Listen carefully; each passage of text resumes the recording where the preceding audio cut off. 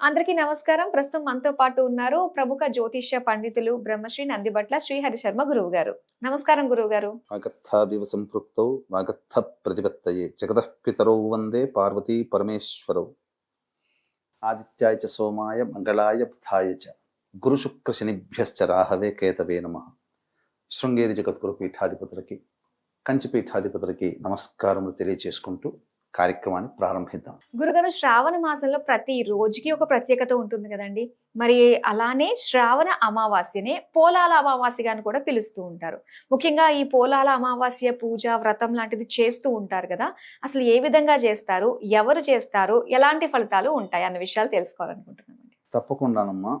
ఇప్పుడు మీరు అన్నట్టుగా శ్రావణ మాసం అంటే కేవలం లక్ష్మి అనేటువంటిది కాకుండా ప్రతిరోజు కూడా ఒక విశిష్టమైనటువంటి రోజు. నోములు వ్రతాలు చేసుకోవడానికి శ్రావణ మాసం అంత యోగ్యమైనటువంటి మాసం ఇంకొకటి లేదంటే అతిశయోక్తి కాదేమో. అంటే అన్ని మాసాలు ప్రత్యేకమైనవే, కానీ ప్రత్యేకించి వర్ష ఋతువు శ్రావణ మాసంతోనే ప్రారంభమవుతుంది.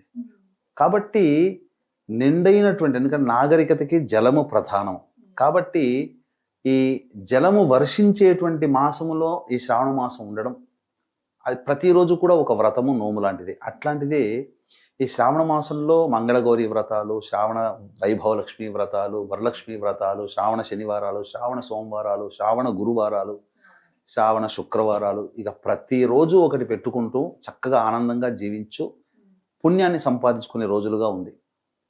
ఆఖరి రోజు అయినటువంటి అమావాస్య యొక్క విశిష్టత వింటే ప్రేక్షకులు అసలు ఇంకా ఎప్పుడు అమావాస్య వస్తుందా అని ఎదురు చూస్తుంటారేమో. అంతటి మహిమాన్వితమైనటువంటి అమావాస్య. సాధారణంగా మనకు తెలిసినటువంటిది అమావాస్య కేవలం పితృ కార్యక్రమాలు చేసుకోవడానికి వీలైనటువంటి తిథిగా చెప్పబడింది. పితృదేవతల కోసం ఏర్పాటు చేసినటువంటి తిథి అమావాస్య. అందుకని ఆ అమావాస్య రోజున ఎటువంటి శుభకార్యాలు చేసుకోరు మన తెలుగునాట.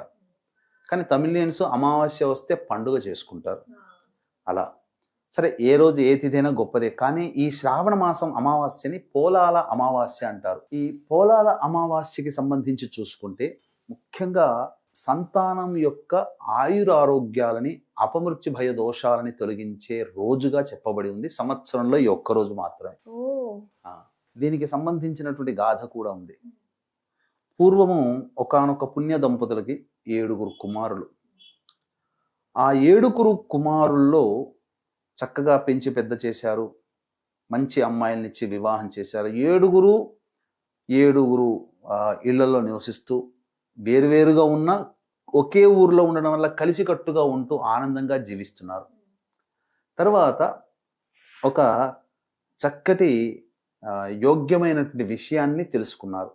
ఈ శ్రావణ మాసం అమావాస్య చాలా మంచిది అని చెప్పి సంబంధించినటువంటి అమావాస్య వ్రతాన్ని ఆచరిస్తున్నారు. 7 కోడళ్ళు కలిసి చేసుకుంటున్నారు.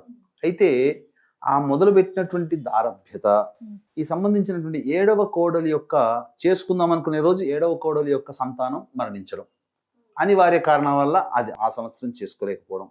మరుసటి సంవత్సరం కూడా అలాగే 7వ కోడలి బిడ్డ మరణించడం. ఇలా జరుగుతూ జరుగుతూ జరుగుతూ 7 సంవత్సరాలు గడిచిపోయాయి. 7 సార్లు సంతానం నష్టపోయింది.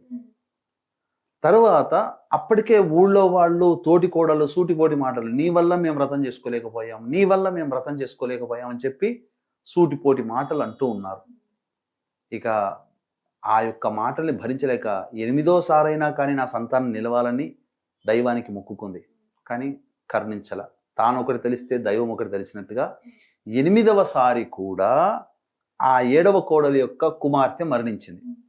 ఈ విషయం చెబితే ఎక్కడ మళ్ళీ నన్ను ఆడిపోసుకొని నన్ను దగ్గరకు రానియరు అని చెప్పి కూతురు మరణించిన ఆ విషయాన్ని పక్కకు పెట్టి అందరు కోడలతో పాటు కూర్చొని ఆ యొక్క పూజా విధానాన్ని చేసింది. కానీ మనస్సు నిలుస్తుందా? యాంత్రికంగా చేసింది. కాబట్టి తరువాత సాయంకాలం కాగానే ఆ పిల్లని చేతిలో పట్టుకొని దగ్గరలో ఉన్నటువంటి గ్రామ దేవత దగ్గరికి వెళ్ళింది. ఆమె పోలేరమ్మ. పూర్వకాలంలో దేవతలు సంచారం చేసేవాళ్ళు, ఆ ఊరంతా తిరిగి వచ్చేది. కాబట్టి ఆ పోలేరమ్మ ఆ ఊరంతా తిరిగి వచ్చి దేవాలయానికి వెళుతుంటే ఆ దేవాలయం మెట్ల దగ్గర ఆ 7వ కోడలు చేతిలో ఉన్నటువంటి ఆ పసిపాపని పట్టుకొని ఏడుస్తూ వస్తుంది. చూస్తుంటే ఏమైందమ్మా, ఎందుకు ఏడుస్తున్నాం, ఏం బాధ కలిగిందంటే ఇలా ఈ సంబంధించినటువంటి కథనం అంతా చెప్పింది.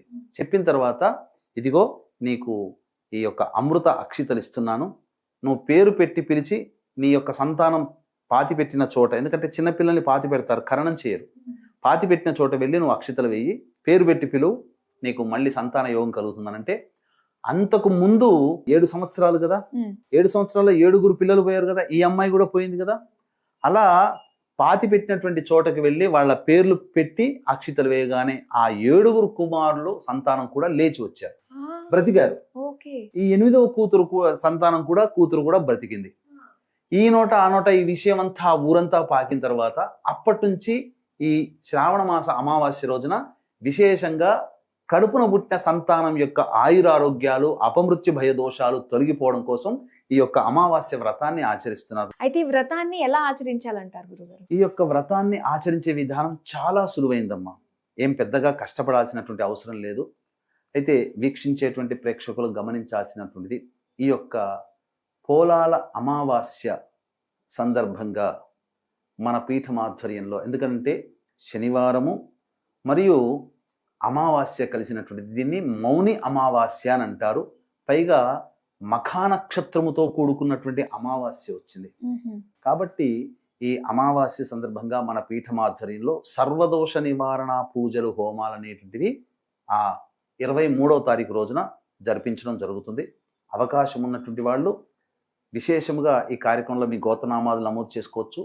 పిల్లలున్న ప్రతి తల్లిదండ్రులు ఈ కార్యక్రమంలో నమోదు చేసుకోవడం ద్వారా ఆ పిల్లలకి అపమృత్యు భయ దోషాలు తొలగిపోతాయి, అందులో సందేహము లేదు. అతి సామాన్య మానవుడు కూడా పాల్గొనే విధంగా ఈ యొక్క కార్యక్రమ రూపకల్పన చేయడం జరిగింది. కాబట్టి అవకాశం ఉన్నటువంటి వాళ్ళు ఈ 23వ తారీఖు రోజున మన పీఠం ఆధ్వర్యంలో జరిగేటువంటి సర్వదోష నివారణ కార్యక్రమంలో మీరు గోత్రనామాదులు నమోదు చేసుకోవచ్చు. వీటి వివరాలు కార్యక్రమ తదనంతరం కాంటాక్ట్ చేసి పూర్తి వివరాలు తెలుసుకోండి. ఇక దీనికి చేయాల్సిందల్లా ఏమీ లేదమ్మా, చక్కగా పసుపు కొమ్ముతో కానీ లేదా పసుపుతో కానీ ముందుగా గణపతి పూజ చేసుకొని అదే పసుపుతో గౌరీ అమ్మవారిని ప్రతిష్ఠించుకొని ఇంట్లో చక్కగా గౌరీ అమ్మవారికి పూజ చేసి తోరములు తయారు చేసుకోవాలి.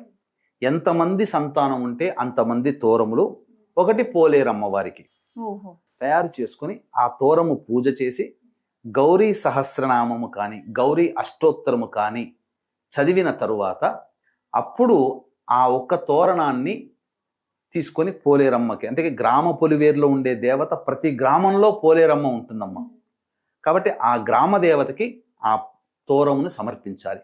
తర్వాత ఇంట్లోనే వండినటువంటి దధ్యోజనము లేదా పెరుగన్నము ఆ నైవేద్యముగా ఆ అమ్మవారికి పెట్టి 10 మంది పిల్లలకి కూడా ఆ యొక్క పెరుగన్నాన్ని పంచాలి. ఈ విధంగా ఏ తల్లి అయితే చేస్తుందో ఆ విధంగా ఆ అమ్మవారి సమక్షంలోనే పూజ గౌరీ సహస్రనామం గౌరీ అష్టోత్తరంతో ఆ తోరానికి పూజ చేస్తుంది కదా, ఎంతమంది పిల్లలు ఉంటే అన్ని తోరములు తీసుకోవాలి. ఇంకొకటి అమ్మవారికి పెట్టుకోవాలి. ఆ అమ్మవారికి సమర్పించి ఆ తోరములు అమ్మవారి సమక్షంలోనే పిల్లలకి కట్టి నైవేద్యం పెట్టాలి. పెట్టి ఆ పిల్లలతో సహా మిగతా పిల్లలకి కూడా ఆ పెరుగన్నాన్ని, ఊర్లో ఉన్న పిల్లలకందరికీ పెరుగన్నాన్ని గనక పంచినట్లయితే తప్పకుండా ఆ సంవత్సరాన్ని అంతా కూడా ఆ పోలేరమ్మ కాపాడి తీరుతుంది. ఇది సాక్షాత్తు అమ్మవారే ఇచ్చినటువంటి వరం అమ్మ, ఇంతకన్నా ఇంకేం కావాలి? కాబట్టి పిల్లల్ని కాపాడుకోవాలనే తపన ప్రతి తల్లికి ఉంటుంది, ప్రతి తండ్రికి ఉంటుంది. ఇందులో పెద్దది చేయాల్సింది ఏమి పెద్దగా లేదు, భక్తి, కొద్దిపాటి సమయం వెచ్చించాలి. ఇవి రెండు చేసుకుంటే పిల్లలు నిజంగానండి, అనుభవపూర్వకంగా చెబుతున్నాను, ఖచ్చితంగా మీ పిల్లలకు ఆయుర ఆరోగ్యాలు కలుగుతాయి. ముఖ్యంగా ఈ శ్రావణ మాసం అమావాస్య నుంచి వచ్చే సంవత్సరం శ్రావణ మాసం అమావాస్య వరకు కూడా కలిగే అపమృత్యు భయదోషాలు, రోగాల నుంచి ఆ పోలేరమ్మవారు మీ పిల్లల్ని రక్షిస్తుంది, కాపాడుతుంది అని చెప్పడంలో ఏమాత్రం సందేహం లేదు. అవకాశం ఉంటే దీంతో పాటుగా మన పీఠం ఆధ్వర్యంలో ఈ పోలాల అమావాస్య రోజున జరిగే సర్వదోష నివారణ కార్యక్రమంలో మీ గోత్రనామాదులు నమోదు చేసుకోవచ్చు. చాలా చక్కగా తెలియజేశారు గురుగారు. పిల్లల కోసం తల్లిదండ్రులు చేసుకునే విధంగా ఒక చక్కటి రోజు మనకి పోలాల అమావాస్య, దానికి తగ్గట్టు ఎన్నో మంచి విషయాలు మాతో పంచుకున్నందుకు ధన్యవాదాలు. సర్వం శ్రీ ఉమామహేశ్వర పర బ్రహ్మార్పణమస్తు.